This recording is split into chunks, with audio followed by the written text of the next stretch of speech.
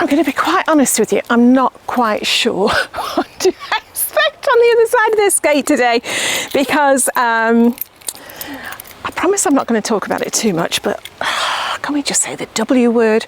And by that I mean the weather. So let's come in and see what's what.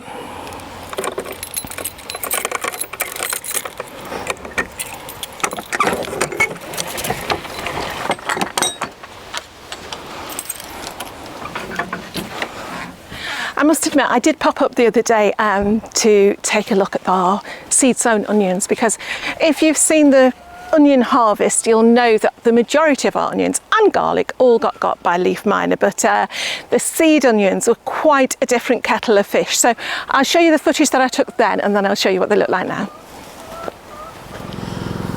These are our overwintering onions. So these went in last July, August even, so they've been in for a good 12 months. And whereas you might think, Jane, they're either not ready to pull up yet, because look at the size of them, they are starting to get a lot of slug damage now. In fact, this might be leaf miner. There are holes in the leaves, so I'm going to get those out of the way. I'm not holding out too much hope for those. But if you look at some of the rest of them,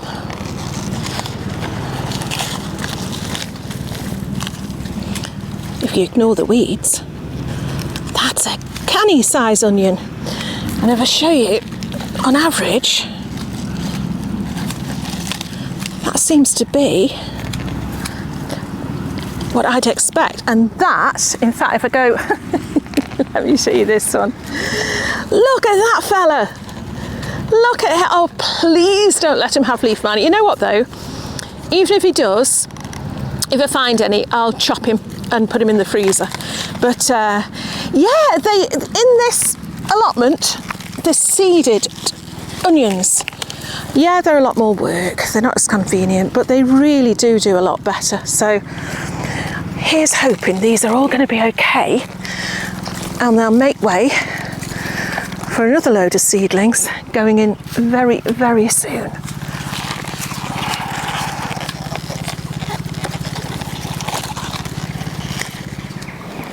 One of the things I've had to do, and again, is this the weather? I don't know, but this apple tree here, it's gone mad. And actually, it was so heavy. You can probably see all the apples down there. I have had to take off so many apples from this side. Now, usually, the apples that the tree doesn't want tend to come off on their own in the June drop. But yeah, this one, it really needed an extra hand because it fell over, pretty much fell over. So I've had to put, well, Mike's helped me put these two poles in there to try and to stand it upright. But I mean, goodness me, it has gone quite mad. Sadly though, the majority of the apples on both this tree and on my beloved russet tree right in the middle have got awful scab this year. And again, it's the weather. It must be the weather. It must be that it's been so incredibly damp, because my little thing that I stand by is having those chives around the base of the apple tree. Okay, they're not around the base of these two, but around the base of my russets, I've got my little chive soldiers, as I call them, and they act as a deterrent to scab, and it's worked every year so far. But yeah, it's not looking brilliant this year, I'm afraid. Got to say, I am absolutely thrilled with the sweet corn this year. They are doing better than ever, probably because I planted them at the right time. But if you look here, this is how you know. It's got so many ears on it. They're not very big. Ears? Are they ears? What am I thinking of? Cobs? But yeah, each one of those tassels is attached, or so I understand, or so I always think, so it could be completely wrong. Each one of those is attached to one of the little bits, you know what I mean, the little bit of corn. So once they start to die back, that means the goodness is going back into the corn, and when they are completely dead, you know that that's when you can harvest them. Now if we look at these here, you can see they're not ready yet. Look at, do you see what I mean about the tassels though? You see that? But yeah, look at the corn underneath, it's still white, and you know, I've got no thumbnail on that thumb. Yeah, if you put your thumbnail in the corn, it will exude a milky sap, and that's when it's ready. But that one's not ready yet. So the thing we've got to do now is make sure we get here when they're ready, because the mice don't half like them. And I know some people cover them up. You can put socks on them or stockings or whatever to try and keep the little critters off. But really, I'm very, very pleased about the amount of cobs we've actually got on there. And just as a matter of contrast, this is the miniature corn that I was given, and it's taller than the other corn, but it looks like the cobs. Let's just have a little look. I mean, they've got beautiful tassels on here.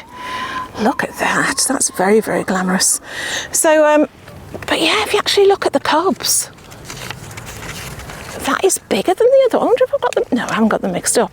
So yeah, it'll be really interesting to see when this is ready what actually it looks like inside, because I was expecting some of those baby sweet corn things that you get and pay a fortune for in the supermarket. So time will tell. We've got baby fruit on. It's either the Jack Be Little or the Baby Boo. So yeah, that's great. So I've got to keep making sure that I keep tying this in to the arch, which I'm not doing very well with one hand and a camera, but yeah, hopefully that'll do really well. And on the other side, oh, they're the small, look, only one. And it is only tiny. It's only meant to be tiny, but the plant itself is looking really, really healthy.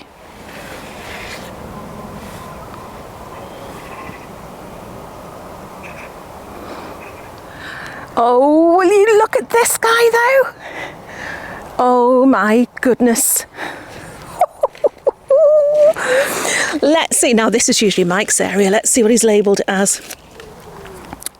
Savoy.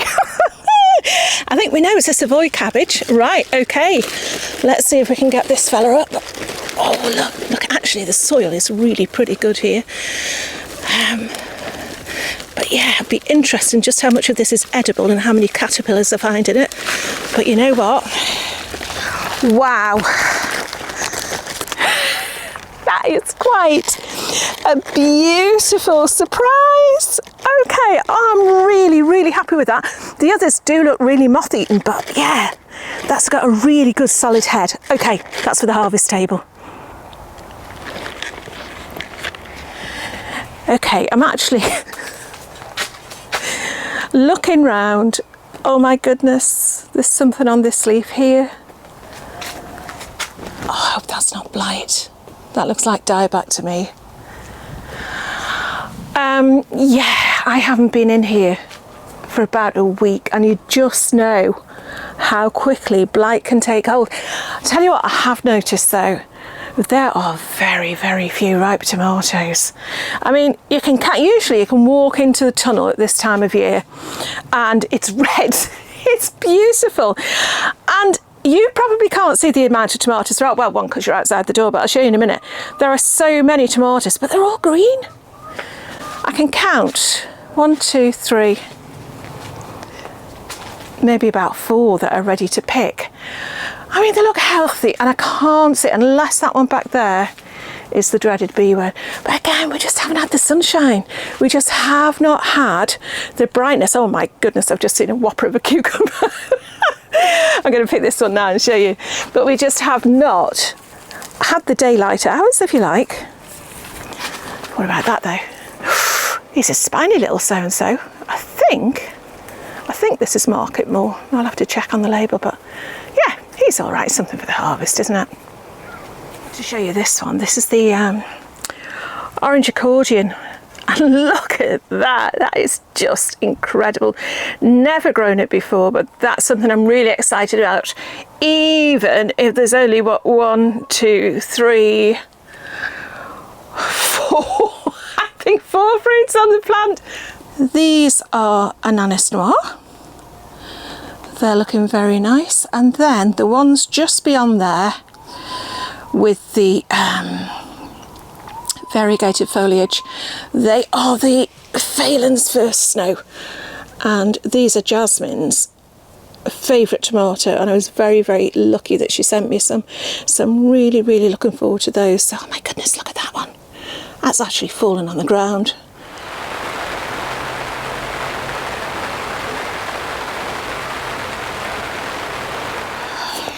And typically, when I want to come and harvest my beans, my lovely little bean apron is sitting at home on the kitchen table from the last time. So there we go. Okay, things never work out to plan, do they? These are those lovely purple beans though that the snails have, I would say, had at least half of this year.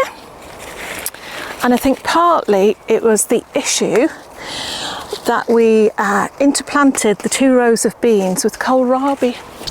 And what that did, although it was a brilliant idea to interplant them, because it's been so wet,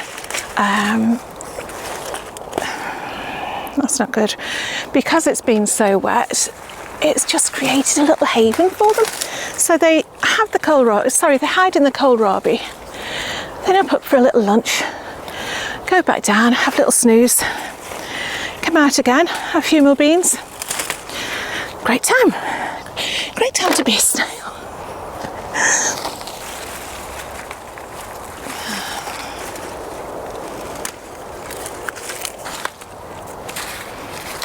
Okay, so I've just come back. Why am I whispering? There's nobody else here. I'm in the polytunnel because it started to rain. What can you do?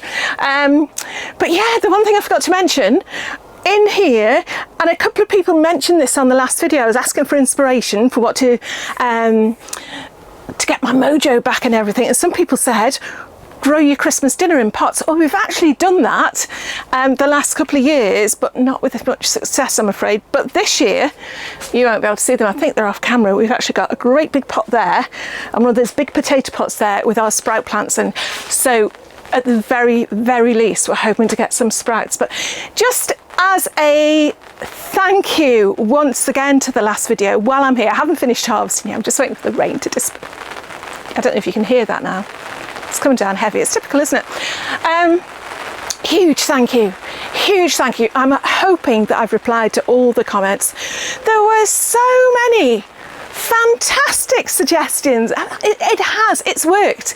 It's got me really, really excited. Okay, maybe not so much for the end of this year, but certainly for next year. I'm already looking forward to growing things like edible lupins, giant Mongolian sunflowers and things like that. Some things that people mentioned we have actually done in the past, but again, it sort of reminds you of what you've already done and what you've tried and maybe not wanted to try again. So one example was chickpeas.